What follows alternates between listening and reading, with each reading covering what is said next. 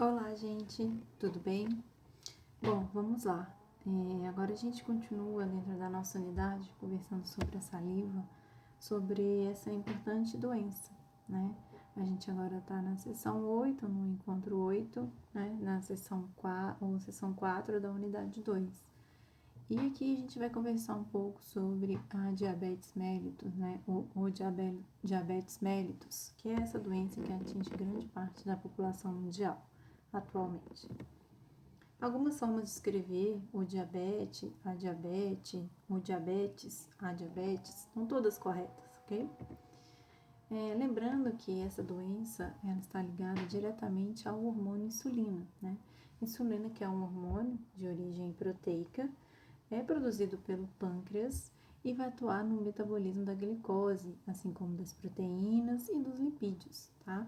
Mas a função principal e primordial, né, da insulina é de colocar a glicose dentro da nossa célula, né, de todas as células que precisam da glicose como fonte de energia, para que essa célula possa exercer suas funções metabólicas.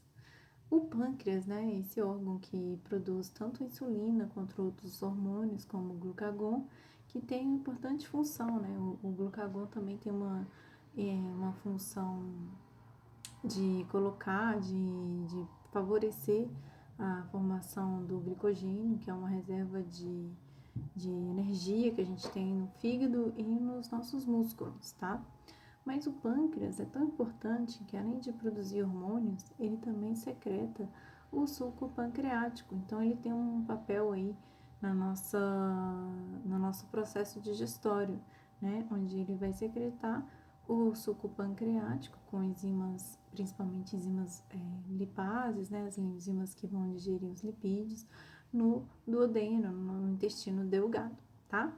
Então, ele tem essa função bem importante, tanto secretória, hormonal, quanto de digestória.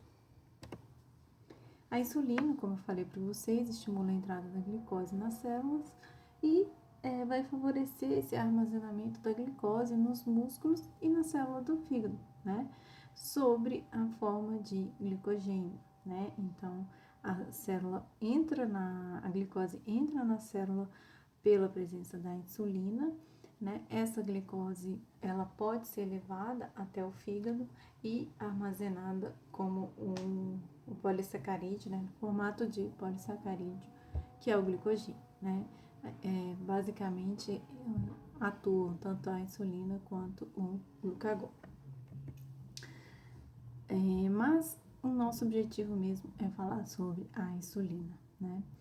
Importante função também para estimular aminoácidos nas células, daí a sua função na síntese de proteínas, não só no metabolismo da glicose, também a acumulação da gordura, né, esse aumento da acumulação da gordura e impede de alguma forma que a gente tenha falta de gordura como fonte de energia, que é uma fonte mais pouco usada, a gente tem uma fonte mais aguda, inicial, principal, que é da glicose, mas a gordura entra num segundo momento como também uma reserva energética, tá?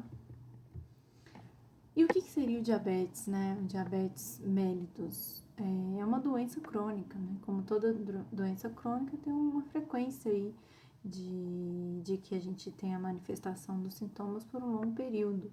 E esses sintomas, eles são decorrentes da insuficiência da insulina. Ou você vai ter uma insuficiência da insulina, ou você vai ter uma incapacidade do seu corpo de reconhecer a sua própria insulina, né? Essa incapacidade do corpo em usar a glicose, principalmente como fonte de energia, é o que resulta, né, dessa doença. Então, uma doença séria, né, que é onde a gente tem vários desdobramentos que são decorrentes, né, dessa falta da entrada da glicose na célula. Classificação do diabetes, né? A gente tem dois tipos, basicamente. A gente vai falar também de um terceiro que é classificado, mas os principais são classificados como, né? Como que essa doença aparece? Em indivíduo saudável, onde a gente tem o pâncreas produzindo insulina, essa insulina ela vai se ligar ao receptor na célula e a gente vai abrir o canal de glicose, né? Esse canal de glicose vai fazer com que a glicose, então, atravesse a membrana da célula e entre dentro da célula, favorecendo a glicose sendo quebrada para a gente ter como fonte de energia, né? A glicólise. Como a gente tem o diabético tipo 1, né? Seria essa classificação. O que acontece com o pâncreas, né? O pâncreas para de produzir essa insulina, tá?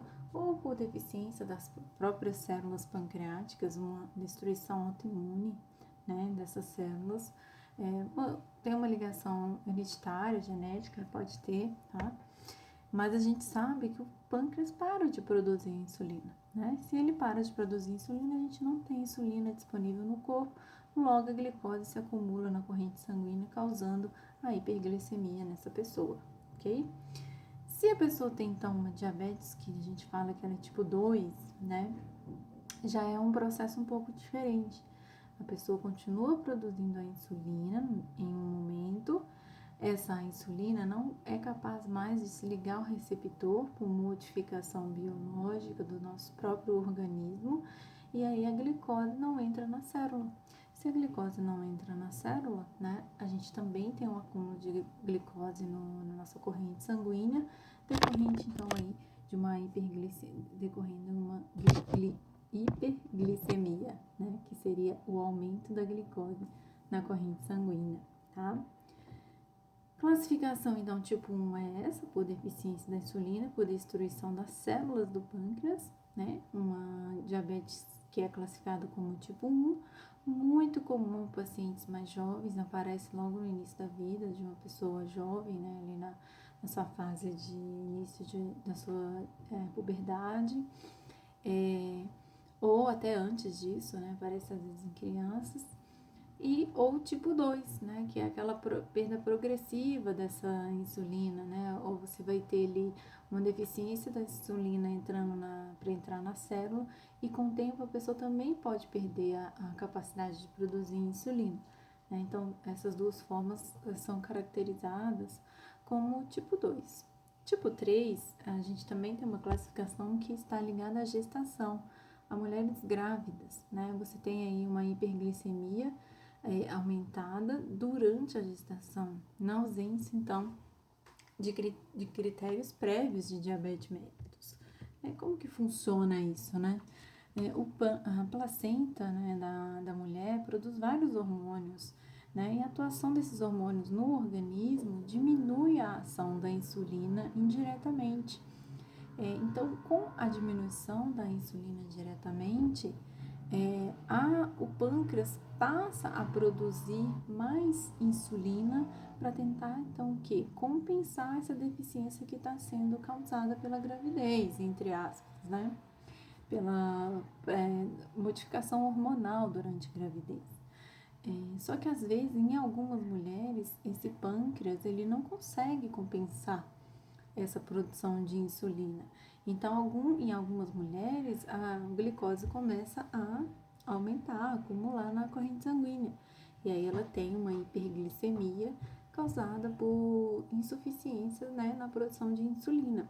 Se caso não cuidar disso, a mulher não cuidar, tomar os tratamentos adequados, ela vai ter, às vezes, uma diabetes que possa vir a permanecer durante a vida dessa mulher, mesmo após a sua gravidez, tá? Então, um importante controle acontece, então, nesse período gestacional. É uma doença complexa, né, que envolve vários fatores, desde o envolvimento da família, uma aceitação dessa doença, porque vai modificar hábitos alimentares, hábitos de vida. É um processo crônico, né? Um processo crônico e que não tem cura, tem tratamento, mas não tem cura. A gente sabe que não é fácil e por isso tem que envolver toda a família, vai envolver toda a família, né? Sendo um tratamento contínuo e durante todo o processo, né, de vida e da doença desse indivíduo, tá? E vamos entender então por que essa doença ela pode causar tantas alterações, né, dentro desse quadro que envolve um indivíduo doente, né, um indivíduo diabético.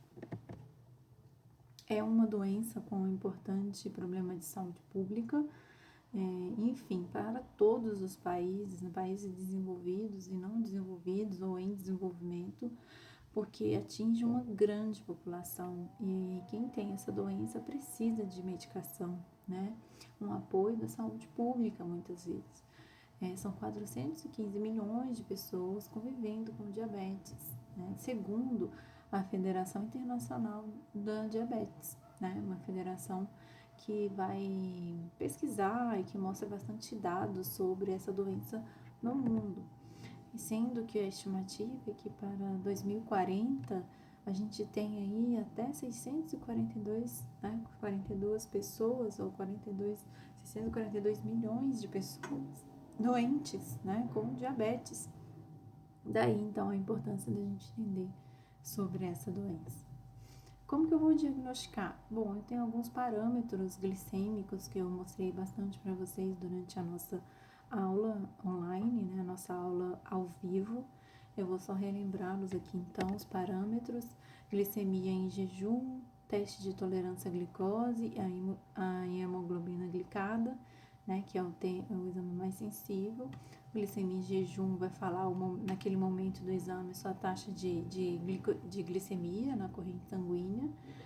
Para isso você precisa de um jejum, é um pouco menos sensível, né? Já a tolerância a receber a glicose é um exame que você vai ingerir uma quantidade de glicose antes, e aí ele vai conseguir falar como que está a sua intolerância, ou seja, a reação do seu corpo mediante aquela dose alta de glicose que você está recebendo. Será que essa glicose está entrando na célula? Será que ela está ficando no sangue? Aí esses dados serão importantes para a gente saber se você é ou não diabético. A hemoglobina glicada, ela já tem um histórico, né? Ela apresenta um histórico dos últimos 3 a 4 meses da sua taxa de glicemia.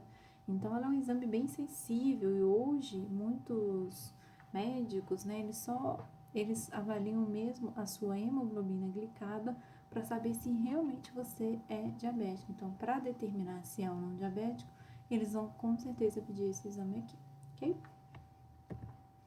Nós temos tabelas, né, segundo essa Federação Internacional da Diabetes, que mostram esses valores pré-determinados, pré-definidos, para a gente saber se essa pessoa está ou não com diabetes, né? Então, se uma pessoa é normal, né, ela tem uma taxa normoglicêmica normal, ela vai apresentar em glicose em jejum menor que 100. Se ela tem aí, pelo exame da intolerância da glicose, essa taxa não vai passar de 140. E a hemoglobina glicada não vai passar de 5,7. Tá? Lembrando que a Organização Mundial de Saúde tem aí ela considera, né, um score de 110 miligramas para você ainda ser considerado normal. Tá? Então, se você passar um pouquinho do 100, ele ainda é considerado normal. Lógico que vale um alerta, mas é considerado normoglicêmico. Se você ficou no seu exame de glicose em jejum entre 100 e 126, opa, atenção, você pode estar com uma pré-diabetes, tá? Então, de 100 a 126, esse indivíduo em jejum, né, em glicose em jejum, ele possa apresentar um quadro de pré-diabetes. Se você fez o exame de intolerância à glicose, ficou de 140 a 200, também é considerado pré-diabético. Lembrando que para ser normal tem que ser menor que 140. E se ficou entre 5,7 e 6,5, atenção, pré-diabetes. Lembrando que o normal é menor, né, do que 5,7. E se você, então, né, baseado nesses critérios laboratoriais, você está com diabetes estabelecido? Quais são os valores?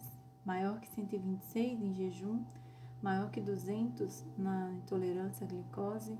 Você, às vezes, vai fazer exames que não são para descobrir se você tem ou não diabetes, né? Glicose é o acaso. E esses exames você tem uma taxa muito alta, maior que 200, e ainda alguns outros sintomas de hiperglicemia, passando mal, aí você também entra no quadro de diabetes estabelecido. É lógico que nesse quadro aqui, outros exames serão necessários, mas cabe o alerta, né? E normalmente essa pessoa será, no momento desse exame, internada. A hemoglobina glicada, maior que 6,5, né? Lembrando que para você ser normal, é menor que 5,7, ok? Os dados referência e os dados alterados. Lógico que a gente tem uma evolução, né, dentro da história aí, passando aqui desde da década de, né, no século XX aqui, na década de 80, a gente tinha uma intolerância aí, uma tolerância de 140, né, muito diferente do que é hoje, que é menor que 100. Lógico que os hábitos de vida vão mudando e essas taxas também têm que mudar. Só em 2010 que introduziu a recomendação da hemoglobina glicada para diagnóstico, como eu falei para vocês, e em 2004 o corte de 100, né, diminuição de pontos de corte de 110 para 100. Então, o nosso corte ficou hoje, atualmente, em 100 miligramas por decilitro, né, para a gente saber a nossa taxa de glicemia em jejum, ok? Então, há uma mudança com o tempo, talvez daqui a um tempo esse valor possa mudar novamente. Sintomas frequentes do diabetes, a gente vai discutir bastante o porquê de todos esses sintomas, mas lembrando que só você ter um desequilíbrio na sua taxa de glicemia vai alterar várias reações do seu corpo, né? O rim começa a funcionar mais para tentar eliminar essa glicose em excesso, você vai urinar com maior frequência, você pode perder peso, por você começar a utilizar outras fontes de energia do seu corpo, né? Porque a glicose não entra mais. Isso acontece muito no diabético tipo 1, diferente no diabetes tipo 2, né? Onde você pode ter um aumento do ganho de peso, porque você vai ter um aumento de fome por falta de energia dentro da célula, tá? Sede em excesso, porque você está com sangue cheio de glicose, então para tentar seu corpo vai tentar equilibrar isso e você vai às vezes ter uma diminuição do seu fluxo salivar, infecções recorrentes devido a essa taxa alta de glicose, fadiga, cansaço, tudo isso afetando, né, seu sistema nervoso, depressão do sistema nervoso por falta de glicose, que não está entrando dentro da célula. A glicose é a fonte de energia principal que nós temos, né? Então, todos esses sintomas são decorrentes dessa falta de glicose na célula e de um aumento dessa glicose na taxa do sangue, né? Distúrbios micro e macrovasculares são as principais consequências do aumento dessa glicose na corrente sanguínea. Então, se você tem uma glicose circulante, você vai ter uma consequência vascular, né, de alteração vascular muito grande. E com isso, várias alterações sistêmicas, retinopatias, problemas no rim, problema no sistema nervoso, problema no coração, problema no músculo, né? Problema na cavidade oral, que é a nossa região de interesse. Então, várias patias, neuropatias, vão começar a aparecer se esse indivíduo não conseguir controlar essa taxa de glicose no sangue, ok? Como que aparece, né, no caso em doenças cardiovasculares? A gente tem risco de doença cardíaca, a gente tem infarto, acidente vascular cerebral. Todas essas consequências, né, são decorrentes dessas alterações vasculares, com possibilidade de você não ter uma circulação correta e favorecer o acúmulo de trombos, né, nessas correntes sanguíneas e afetar aí a circulação e você ter uma consequência séria, né, de um risco aumentado dessas doenças, tá? No caso de pele, cicatrização deficiente, porque você altera o mecanismo da produção de colágeno, favorece a proliferação de micro-organismos, porque você tem o sangue rico em açúcar e também uma circulação deficiente, né? Então, você tem aí o aparecimento de lesões que não cicatrizam e podem, né, gerar grandes ou sérias infecções nessa pessoa.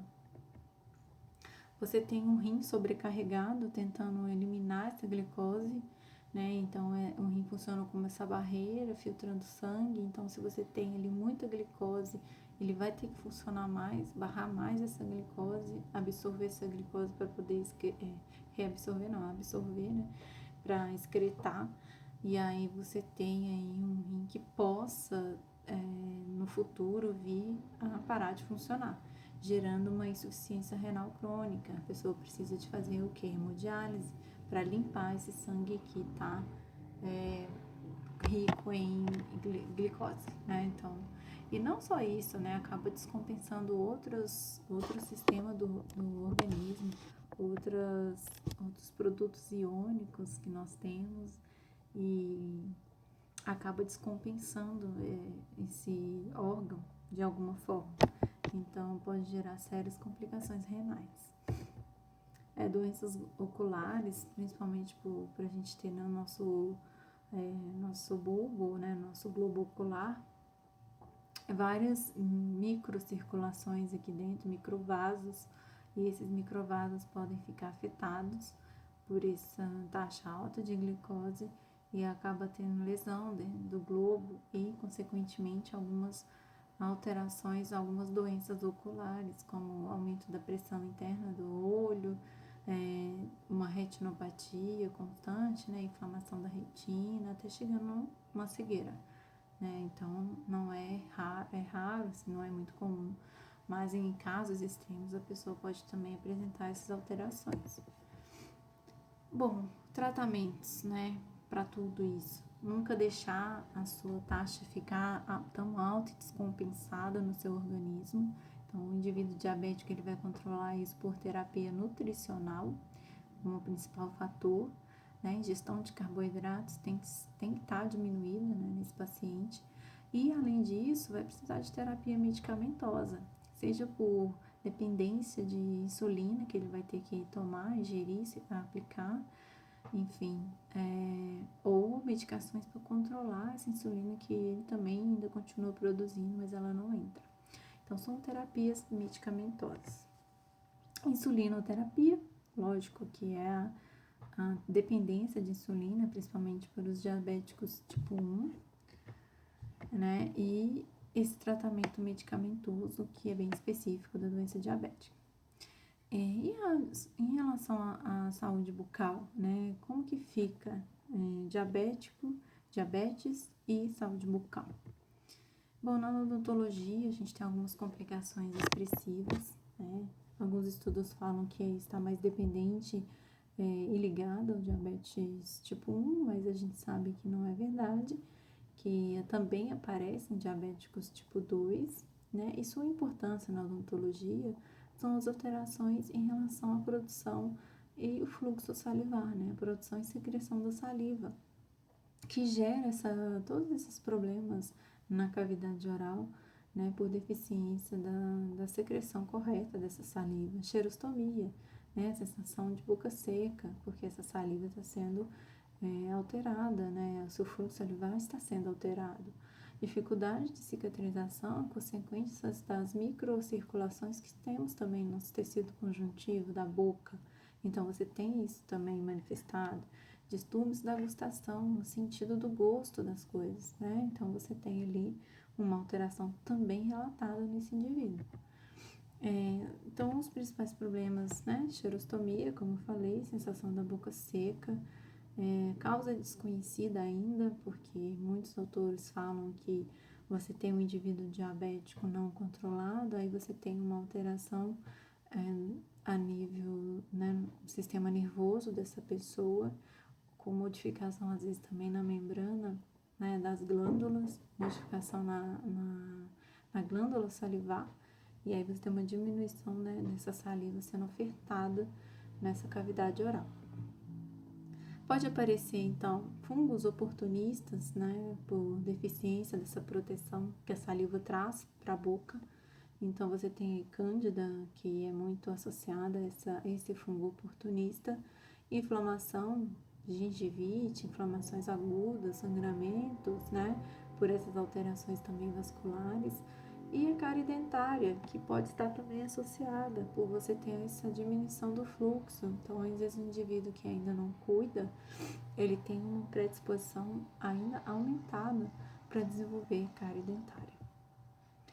Alterações, então, nesse sentido do sabor, né, manifestada, né, nessa região da língua, favorecimento de úlceras, lesões por falta de cicatrização eficiente, quelite angular, que é uma outra manifestação que aparece, uma inflamação, né, nesse ângulo da boca, onde a gente tem ali um acúmulo maior de bactérias, e com isso você tem uma inflamação ali nessa região, e a sensação da boca seca, favorecendo tudo isso.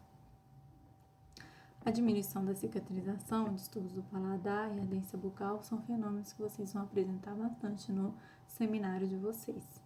Sangramento gengival e doença periodontal muito associada à condição do indivíduo diabético, né? A Organização Mundial de Saúde considera que a doença periodontal é a sexta complicação crônica desse indivíduo, porque a gente tem essa deficiência de cicatrização e falta dessa circulação adequada, né? Então, lógico que nós estamos aqui falando de um indivíduo descompensado, que está com com a sua taxa de glicose alta, a hiperglicemia está presente. Logo, ele pode apresentar essas manifestações, tá?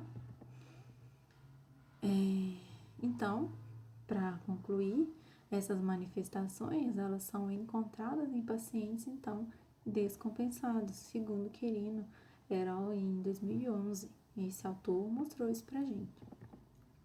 Lógico que nós, dentistas, né, cirurgiões dentistas, temos a obrigação de tratar bem e saber tratar esses pacientes. Então, nós conversamos um pouquinho sobre a anamnese, que a gente vai coletar todas essas informações do seu histórico médico e oral, da sua cavidade oral, da sua saúde oral, para que a gente possa saber tratar o paciente, né? E, consequentemente, às vezes, saber até indicar esse paciente, né? Para o médico, se ele precisar. A gente classifica indivíduos diabéticos para tratamento odontológico em 3 categorias. Ele pode apresentar um baixo risco, um risco moderado ou até um alto risco de atendimento. Baixo risco, né? O paciente que tem diabetes, né? Ele tem a doença, mas ele está controlado, ou seja, o seu exame da glicose dele em jejum fica menor que 200. Lembrando que um paciente normal, sua taxa de glicose em jejum fica menor que 100, né? Porque esse indivíduo que a gente está falando é um indivíduo diabético. Ele não apresenta outras manifestações sistêmicas decorrentes, né, dessa diabetes, até mesmo porque ele está controlado. O paciente diabético controlado, então, ele pode ser tratado como um paciente sem distúrbio metabólico, ou seja, um paciente normal, né, comum. O paciente de risco moderado, ele apresenta já uma taxa um pouco mais alta, né, no seu exame de glicose em jejum, de 250 miligramas por decilitro. Então, ou seja, ele está com a taxa um pouquinho alta, moderada.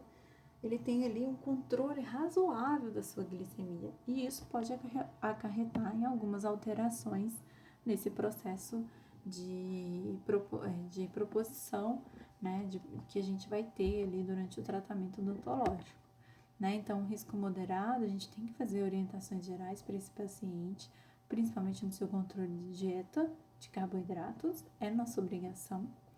Risco de infecções são importantes, né, para esses pacientes, então alertá-los quanto a isso, né, a importância desse controle para que a infecção não apareça, mas eles podem ser submetidos a alguns procedimentos, né, como exames, restaurações dentárias, limpezas, né, mas nada muito invasivo, cirurgias extensas, né, nada disso a gente vai correr ali um risco desse paciente desenvolver um processo de cicatrização ruim, né, e consequentemente uma cicatrização deficiente. Então, cirurgia oral moderada, talvez, né, com o consentimento do médico, talvez a gente possa pensar, ok? Aí o risco, né, o de alto risco. O paciente de alto risco, já o nome fala, ele tem um alto risco de desenvolver algum problema. Sua glicose em jejum está maior que 250, né? Ou seja, A gente está falando aqui que o paciente que tem diabetes, ele tem que levar o exame de sangue dele para você. Bom, se ele é o paciente que está controlado, você tem ali meios, né, de conseguir verificar isso e é um procedimento simples, tudo bem. Mas se o paciente for um paciente que não tem controle, apresentou o exame com alta taxa de glicose em jejum, aí é um paciente que você tem que reconsiderar o atendimento, né? Ele pode apresentar alguma complicação séria, então qualquer tipo de procedimento deve ser adiado até que essas complicações médicas estejam estabilizadas. Exceção para os casos de urgências, né, que aparecem, como por exemplo a infecção dentária. E você vai fazer um tratamento paliativo, né, para que você não tenha essa infecção mais aguda se manifestando e encaminhar o paciente para o médico, tá? Lógico que você, para fazer isso, tem que saber lidar com possíveis complicações que possam aparecer durante esse tratamento. Então, sempre atender pacientes diabéticos no período da manhã, verificar se ele está bem controlado, se ele conseguiu se alimentar, tomou as medicações, tudo isso tem que ser considerado, né? E se ele, por eventura, apresentar uma hiperglicemia que pode gerar até convulsões, né? Convulsões, epilepsias, enfim. Você vai ter que ter ali suprimentos para poder sanar essa alteração, né? Lembrar que esse risco nós corremos. Mas esse assunto por uma próxima aula, né? Mas a importância de a gente saber que existem essas classificações e existem diferenças, né, de atendimentos para esses tipos de pacientes. Bom, agora a gente vai fazer nosso trabalho, que é o seminário, e todo mundo, depois de assistir essa aula tem que entrar, né, na atividade pré-aula, pós-aula, mais uma vez, para a gente conseguir montar os grupos para fazer a nossa atividade, tá? Até a nossa próxima aula, gente. Tchau, tchau.